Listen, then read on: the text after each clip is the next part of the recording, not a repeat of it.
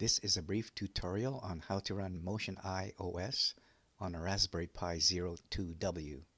MotionEyeOS came out before the Raspberry Pi 02W. There is a version though that runs on the 2W that was programmed by Jasper. So this is the website where you can get it, and this is it in a larger text font. If you want to pause and type that in, you can find this website. Now on this website, you want to go down to this file and load it. This file name is the MotionEyeOS Raspberry Pi 3.img, and it's only 84.9 megabytes, so it won't take up a whole lot of room on an SD card. And the actual website, or the URL for that file, is here if you want to type in the whole thing instead of just clicking on it on this website. Okay, now once you have done that, let me just click on this and download it. So that is just going into my downloads directory, and there it is. So 86.9 megabytes. Now I'm going to extract it right here in the downloads directory because I will be deleting these after I get the program onto a Raspberry Pi SD card. So I just want to extract right here. So it extracted the image file, and what I want to do with that is just program that onto an SD card. So to do that, we want to remember this is in the downloads directory, and we will fire up the Raspberry Pi Imager, which is available from the Raspberry Pi website, and we want to choose an operating system. And here we're going to go way down to use a custom at the bottom, and we can go to the downloads directory and choose the image file that we extracted and open that. And we want to choose the storage device. In my case, it's going to be this SD card on drive E, and then we hit next.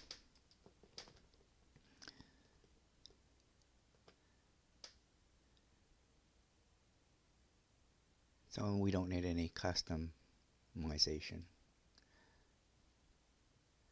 And we want to continue, yes. Now this shouldn't take too long because it's only 85 megabytes. You can see it's halfway done already.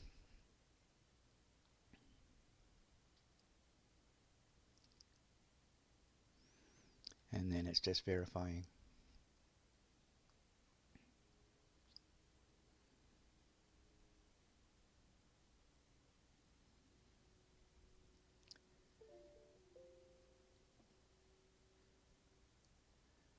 So now we need to remove this card from the reader and put it back in the computer because we want to edit one of the files on it before we put it into a Raspberry Pi.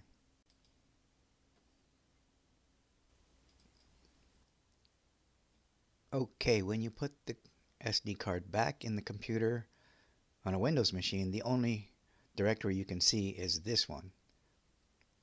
And what we want to do is put a file on there so that this thing will automatically configure on startup to use the right Wi-Fi system. So what we need to do is create a file called WPA underscore supplicant.conf. So a configuration file with this name. And this is the text that's going to go in there. So we're just going to put the country code. So you want to put your own country code here. I'm in Canada, so I put a CA. You're going to want to put in your own router name for your Wi-Fi system, and of course the password for that router.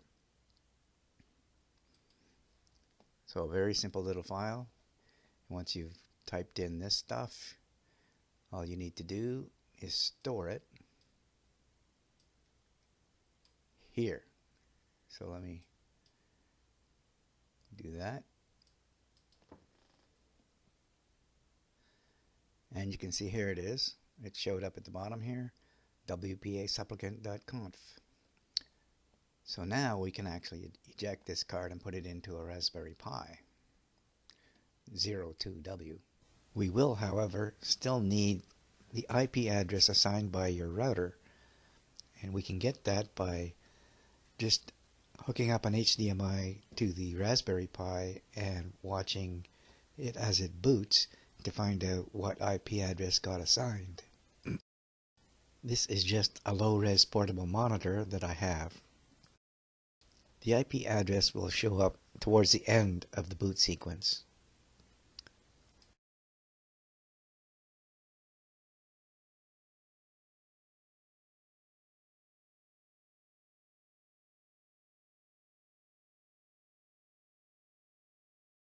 You can see it listed here as IP address 192.168.2.77. So now if we go to a browser and we type in that IP address that we figured out, 192.168.2.77,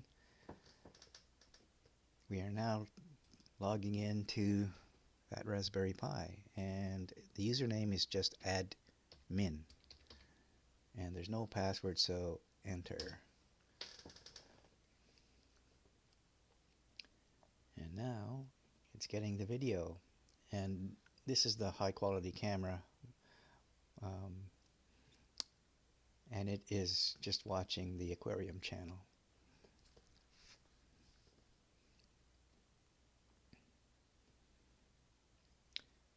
So if we go into this hamburger menu over on the left, we can see a whole pile of things that we can do. We can add cameras, and these are the other cameras that I have in the system, but you can just type in the URL, the same URL that we found for this one. You can find the same ones for your other cameras and type them in there, add in cameras. You can lay out the various inputs. Here you could have 3 on a row. They call it layout columns, but you would have 3 side by side if you put 3 columns here. And if you put rows, they would be 3 stacked vertically, and you can just scroll down through the 3. And there's a whole pile of settings here. I don't think you need to do much with most of them, but when you want to start doing things like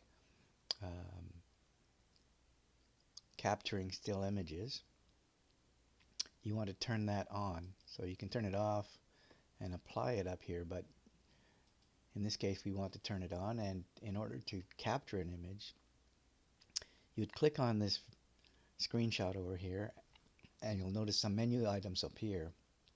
So down in the lower right, there's a camera icon, and this says take a snapshot, and this will capture that image because you've got it set up to capture images. So let's just do that.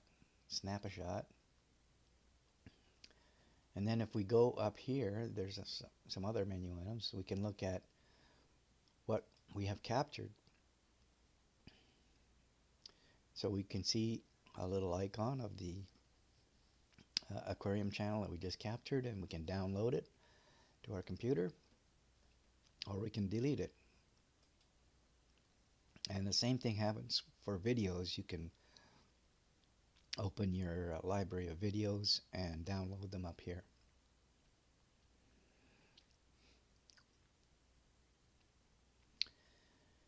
So I'm a little bit hoarse right now. I've got some kind of bug going around, but there's lots to explore here. We've got image quality. So you can select the resolution up here for your video and your still images. You can select the frame rate, and once you make changes, you want to apply it so that it gets saved into your Raspberry Pi.